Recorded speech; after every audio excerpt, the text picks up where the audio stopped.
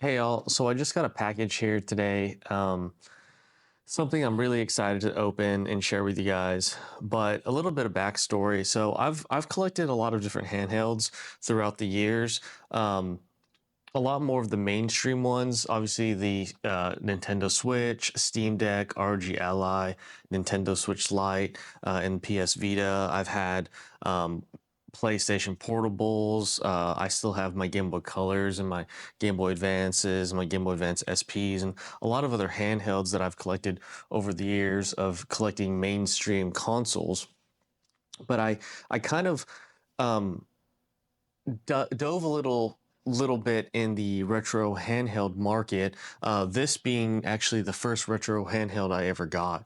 This is a Fun Key S. This particular one I backed on either I want to say Kickstarter or Indiegogo, and this is my first real dive into the retro handheld community. And then the next one that I ended up getting was this right here, which is the Anbernic RG552. Now, this one had a lot of mixed reviews, but for me, I liked the screen size, the form factor. But when this one came out, it wasn't nearly as powerful as some of the other devices in the price range. Um, but I've really enjoyed that one a lot. I ended up getting this one shortly after that, which was the R36S. This one was very popular on, TikTok and Instagram. But I had watched a lot of videos. One of the people I love to watch is Retro Game Core, and he kind of goes through all his retro handheld collection and which ones he recommends. And this is one that he actually I was inspired to get because of one of the reviews that I watched from him. This one right here is actually a really cool one. It's the Funny Playing GBC kit, and essentially you make your own Game Boy Color with a backlit LCD or a backlit screen. I don't know if it's LCD, LED, but it uses all of the original Game Boy cartridges, and essentially it looks like a brand new Game Boy Color that you built yourself, and with USB-C charging. So that's one that I really enjoyed kind of building together and using as well, because I can go and use all of my original Game Boy Color and Game Boy cartridges. And then the most recent one that I got was the Anbernic RG552, which I have really enjoyed using. This has that Nintendo Advance SP kind of form factor, clamshell design, which I've really enjoyed. But this right here is what I'm actually super excited about using. This particular device is the Retroid Pocket 5. So what I'm going to do is I'm going to go ahead and move all of these out of the way, and then we'll kind of deep dive into the unboxing experience of this. So see you guys in a second. All right, so this is the Retroid Pocket 5 box that it shipped in. I wanted to actually do this unboxing not only to show you guys, but because I've actually heard on and I've seen on Reddit kind of a few horror stories about the delivery of some of the people's units. I saw one where they received it and the glass was completely cracked, the front face, and so I wanted to just go ahead and do this unboxing to kind of do that experience and see. Hopefully, mine doesn't show up that way. Hopefully, mine's in pristine condition, but we'll go ahead and do the unboxing experience and cross our fingers. So I'm just going to use my knife to go ahead and cut this part, this as well, this, and I think it just opens up nicely. Okay. All right. Can this open up even more? Yes, it can, but there is some tape still attached. All right. So let's go ahead and open it up. All right. So inside of the packaging box, I did order a few accessories as well. So this is the protector shell for the Retroid Pocket 5. This is the box for it. And we'll unbox pretty much all of these that I got. So this right here, protector shell for Retroid Pocket 5. We got the carrying case with the Retroid Pocket logo on there. We have a styrofoam protector. We have the screen protector. Yeah, it's a hard screen protector, so gotta keep that nice and straight, flat, so we don't crack that. And last but not least, my Retroid Pocket 5. Just go ahead and bring this out. And that's everything that's in the box. I kind of wish they would have added one of these styrofoam inserts at the bottom of the box. That way, you know, this is kind of sitting flat up against this bottom, and that's where I think a lot of risk could happen. So it would have been nice to kind of see one of these styrofoam inserts at the bottom, as well as protecting the screen protector as well. But that's everything in the shipping box. So we'll go ahead and take a look at some of these items that we got now. So let's put the screen protector off to the side with the stuff. So we'll go ahead and open up the Retroid Pocket 5 first, just to kind of see if there is any damage. So again, here's the Retroid Pocket 5 box. You have on the left side, I got the black colorway. And the reason I chose the black is because after watching a lot of different reviews, I like how the black kind of blends into the OLED monitor, the screen that it has. It kind of makes the screen blend into the shell of the device. So nothing on the right side of the box, RP5 on the front and RP5 on the back. Bottom of the box, nothing. So let's go ahead and open it.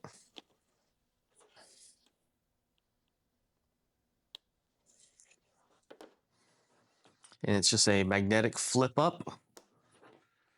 So magnetic flip up here. And there is a nice foam protector. Yeah, there's a nice foam protector in the box that is protecting it. So maybe the styrofoam that's in the shipping box isn't all that important as long as this is protecting the device. So place it to the side. And here it is. Here is the Retroid Pocket 5. Let's just kind of look at it and see if there's any damage. Awesome. Okay, perfect. So there is absolutely no cracks, nothing on this one. So I'm actually extremely excited that mine came out the way it did. I'm gonna go ahead and put this back in the plastic for now, and we'll take a look. We'll do a deeper dive after I unbox some of the other stuff real quick. All right. So we have the Retroid Pocket 5 user manual. Gives you some interface introduction and system parameters, so just like the overall specs of the device. Inside, we also have a USB-A to USB Type-C connector cable. Let me take that out and kind of see how long that is. That looks to be about 3 foot long. So it looks like you get about a 3 foot long USB Type A to USB Type C cable included with it. And I think that's actually everything that's inside of the box.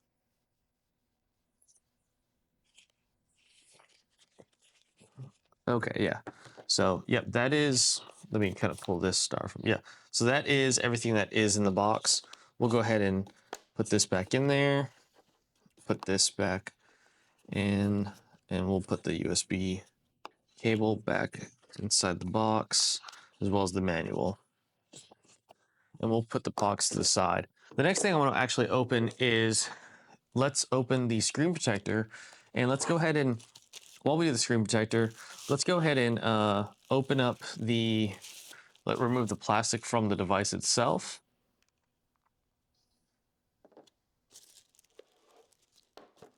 And since we do have the screen protector and the device already in the pristine condition, let's go ahead and add that screen protector as well. That way we won't accidentally scratch it. So the screen protector itself, I do believe you only get one, unless you ordered two, then obviously you'll get two, but I think that you only get one in the kit. So in the packaging itself, you do get the screen protector, which let's check to see if it is damaged at all. Ooh, that adhesive might be stuck.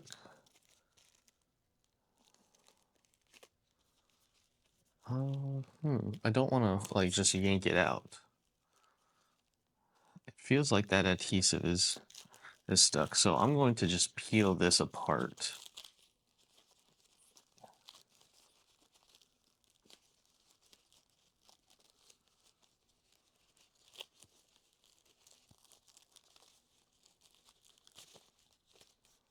That's really okay. So that came out.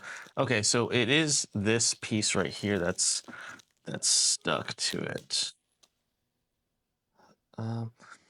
And that kind of looks to be just because the way the gaps here, the stickiness of that is still kind of attached to it.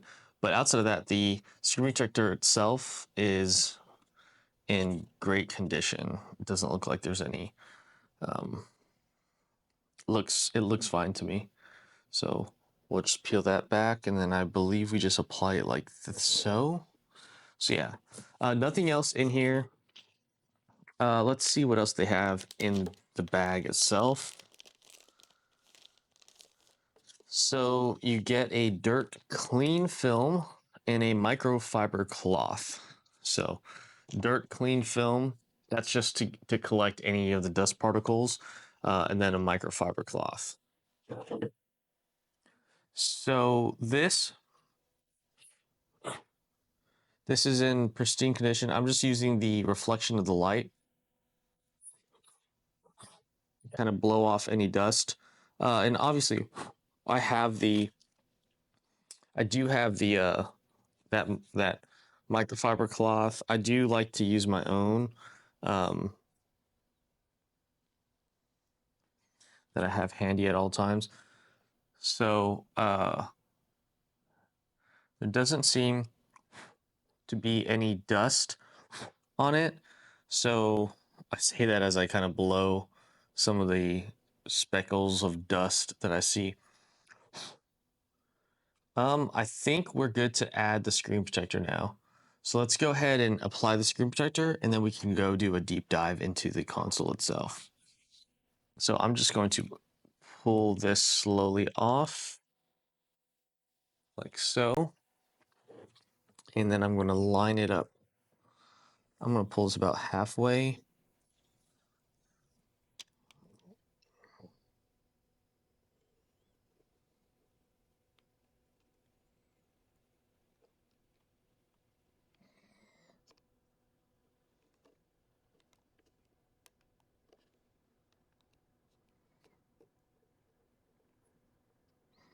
I kind of just want to line it up with the buttons that'll give me the best.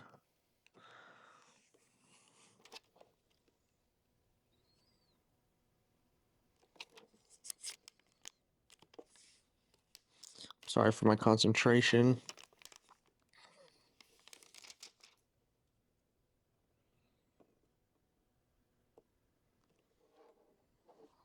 All right, and that went on real nicely.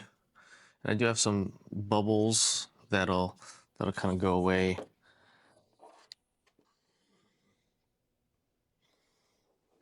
I could honestly, let me see if I can lift the side up real quick.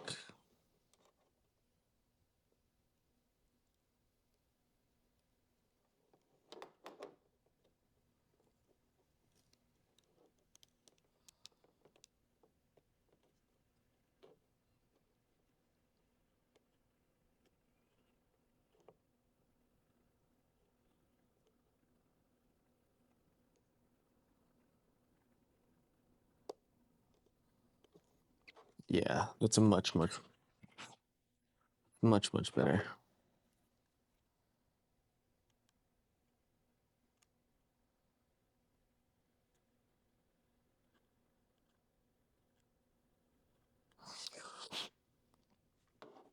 All right, so we have the screen protector applied, and we'll just kind of use the microfiber cloth to wipe some of these bubbles off.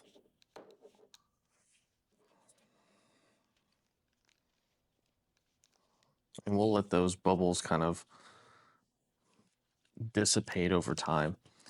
So let's go ahead and take a look at the device now. So this is the front of the device. You have your D-pad here. This looks like a stop button. Let me see if I can get a good zoom on that. So it's like a stop button and a play button up here. So that's, I'd probably say that's like an options button and a, I don't know, because there is a home button here. Okay, so let's take out the manual.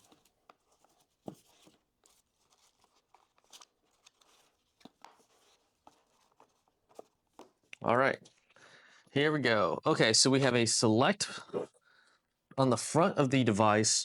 On the left side, we have a select button up top, followed by the D-pad, the analog, the left analog L3 button, and the home button. So that's the left side of the device. And on the right side of the device, we have a start button, a ABXY, another analog R3 button, and a back button. So that's everything on the front of the device with a nice big, I want to say this is was a 5.5 1080p AMOLED display. So on the top of the device, you have your L1, L2, and your R1, R2 with your volume buttons here and your on and off. Now the L1 and the L2 and the R2 are triggers, and the R1 and L1 are buttons. And those are nice clicky sounding as well. On the back or bottom of the device, you have a micro SD card slot. So this, let me go ahead and open this. You have your micro SD card slot, and it's on a swivel, so you can kind of just put that in. You have your headphone jack and your your USB-C for charging. So let's get the front of the device again. Let's get the top. Let's get the bottom. Focus.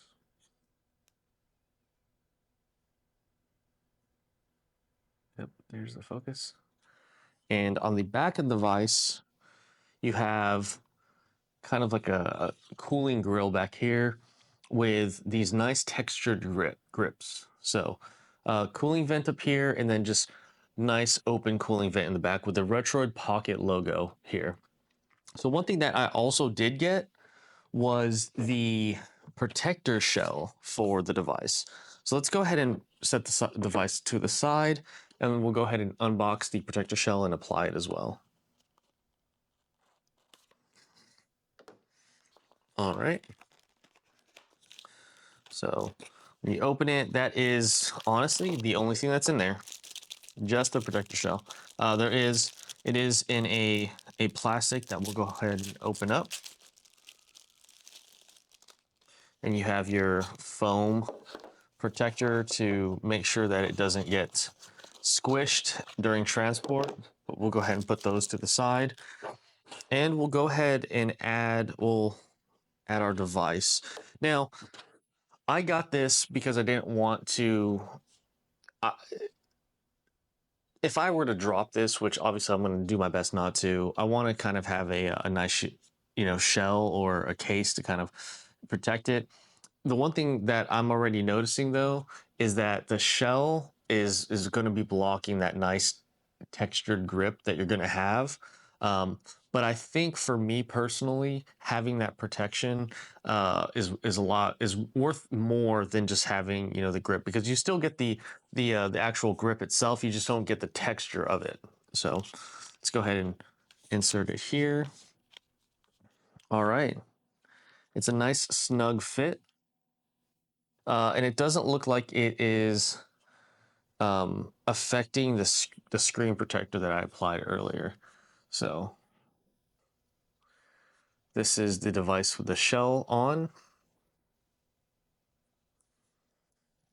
So you still get access to the cooling vent up top and the large cooling vent, which you can actually see the fan inside. Maybe you won't be able to on camera, but there is a fan right here, and you kind of has full visibility. You still have access to your micro SD card, your headphone jack, and your USB Type C connector. Up top, instead of having those buttons visible, or I guess open, there is a protect. The protector does go over those buttons. I want to say there is a slight print or indentation on them. Those circles that you're seeing, those are more of like the button press, but on the actual case itself, very lightly, you can see the minus, the plus, and just a vertical line for the power.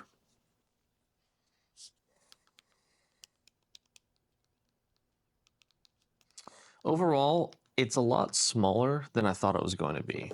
I'll be honest with you. But let's go ahead and see if I can kind of get some of these air bubbles out real quick. And then once I do that, we'll go ahead and unbox the case. All right, guys. So I was able to get out nearly all of the bubbles from my screen protector. So hopefully it will focus on, yeah. So as you can see, my screen protector is pretty much flush with the device. I like the way the device looks. The screen protector doesn't really take away from it. At least the way I applied it, it almost looks like there isn't any screen protector on it, at least in my opinion. So I would definitely recommend the screen protector. Um, I think the only company that's currently making it is Retroid Pocket, but at the time of making this video, I haven't checked. I just know that when I ordered the device, I also got the case, um, the carrying case, the protective case, and the screen protector in the bundle. That way, I know that it's going to work 100%. But I like the screen protector on it. I don't think it takes away from it. Funny enough, though, when I was putting on when I was cleaning the screen protector and trying to get out some of those bubbles, I accidentally turned on the device, but I turned it off just so I can kind of continue with the unboxing and overview. So the device itself, let's go ahead and put it back into the protective case. All right. So it's now in the protective case, and let's go ahead and do the unboxing for the carrying case that it comes with. So let's go ahead and put this back in here.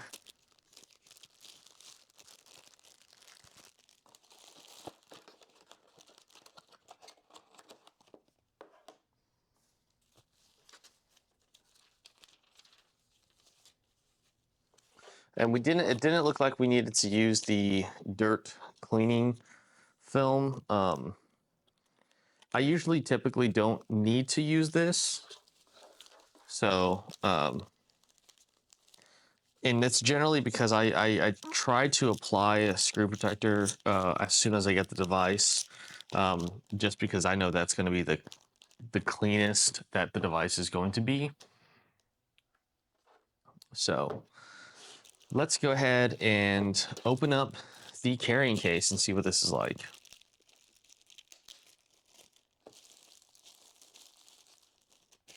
All right. So right off the bat, I'll be honest with you, I don't like the look of this material. It looks it has this weird microfiber feel. which isn't terrible. It's something I'll just get used to. I'm just used to different type of materials for cases. And let me see if I can pull up. So this case, it might. So this has a more firm, harder. This is my PS Vita case. This is a more firm, like um material.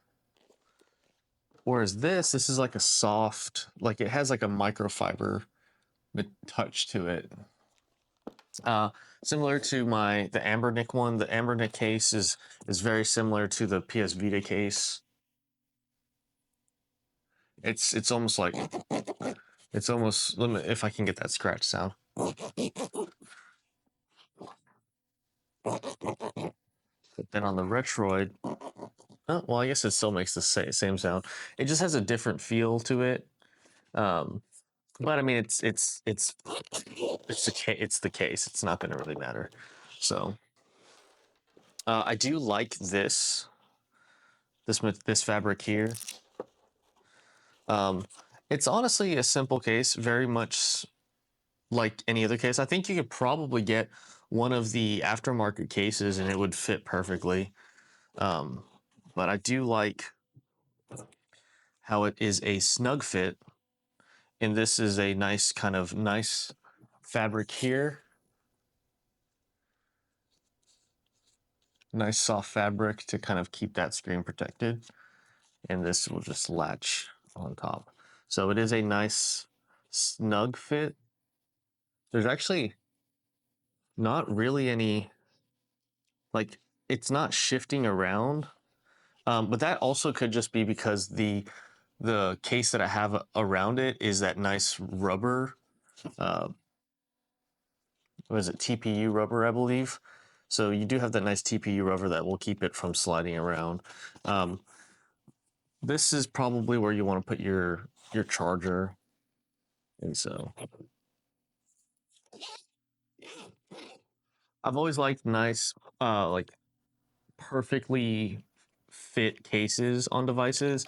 Um, anytime a device is like loose and it's shaking around, I always get a little bit nervous. But I like the way the case is now. It is growing on me. The case is growing on me. It's not too bulky. It's a little bit thicker than the Anbernic case, but that's also just because the Anbernic in itself is a bit is it might not be thinner. It probably is. I don't have a measuring, but size wise, it's about the same length as the Anbernic, and thickness, it's just slightly bigger than Anbernic. But I actually really like this case. I take it back. This case is nice. So you have this nice elastic pocket here. Again, nice soft fabric um, on both sides. It's both nice soft fabric on both sides. So, and then let's go ahead and take out the device again. And let's just do a couple quick comparisons now that I have the device out. Let me kind of wipe the screen off.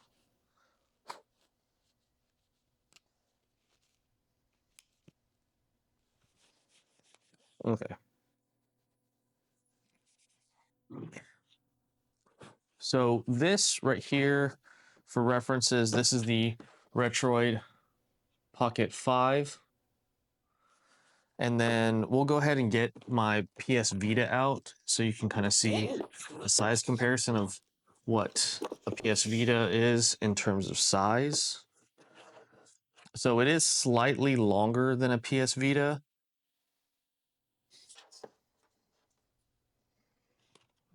Yeah, it is slightly longer than a PS Vita.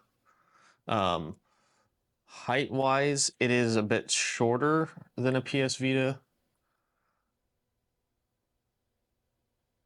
but definitely longer than a PS Vita. So,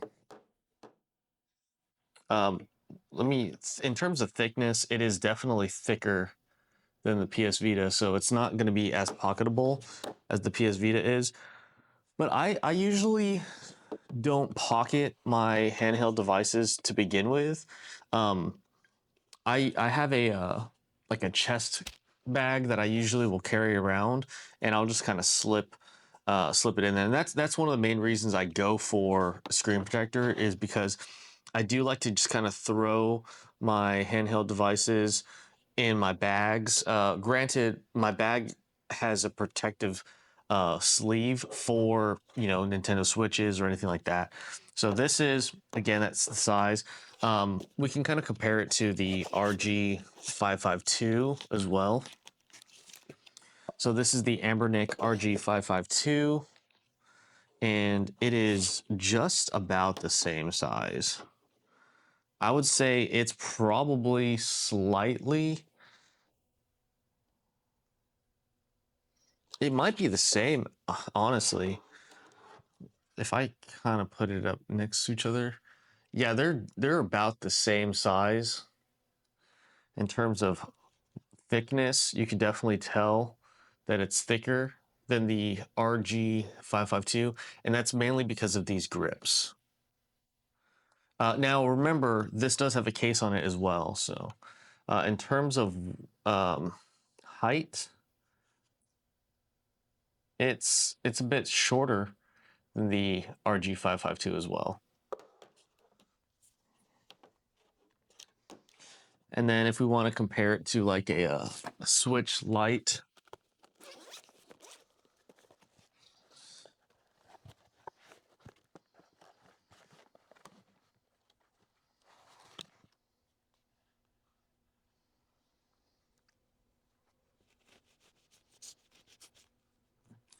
here is the Switch Lite next to it. So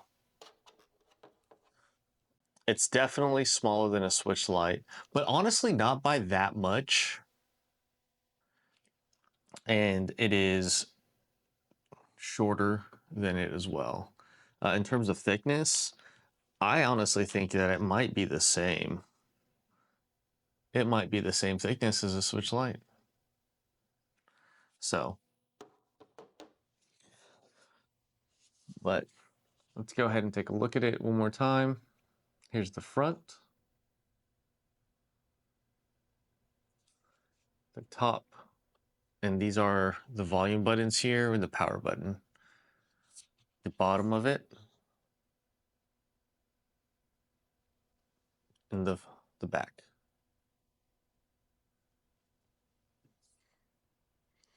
All right. I can't wait to start using this and kind of give you guys my review on it and my overall thoughts after using it and comparing it to some of these other devices. Now, it is one of the newer retro handhelds that I have, so it's definitely going to perform a lot better than, something like this, which is the RG552. It's going to perform probably better than this one here, which is the RG35XXSP. It's definitely going to perform better than the R36S. But that's also kind of why I like collecting retro handhelds, is because, this form factor is designed for very different games than the vertical form factor, right? It's different than the clamshell form factor that I enjoy playing. And I have a PS Vita so that I can play PS1 emulated games, as well as PS Vita games, and have them run natively and optimally. This right here, this was my true first premium retro handheld, and this fared probably really well for the time that I was really using it exclusively up until I got some of the other ones. So for me, I'm excited to use this. I love the form factor. I love how it feels. I love the look and the overall design of it. In a lot of different reviews, they talk about how this is pretty much a, you know, a PS Vita clone, if I may. Not as much as the Odin Mini, or I guess the Odin 2 Mini, um, but I definitely, for the price point of this device, I am excited to use it, and I love the overall size of it because of that large screen.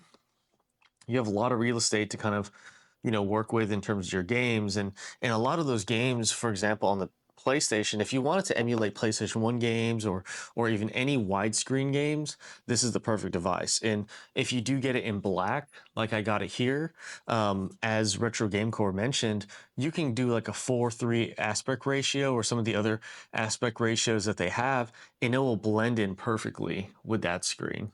So that's my unboxing and my overview, as well as some accessory installation. I hope you guys enjoyed it, and I'll see you guys in the next one.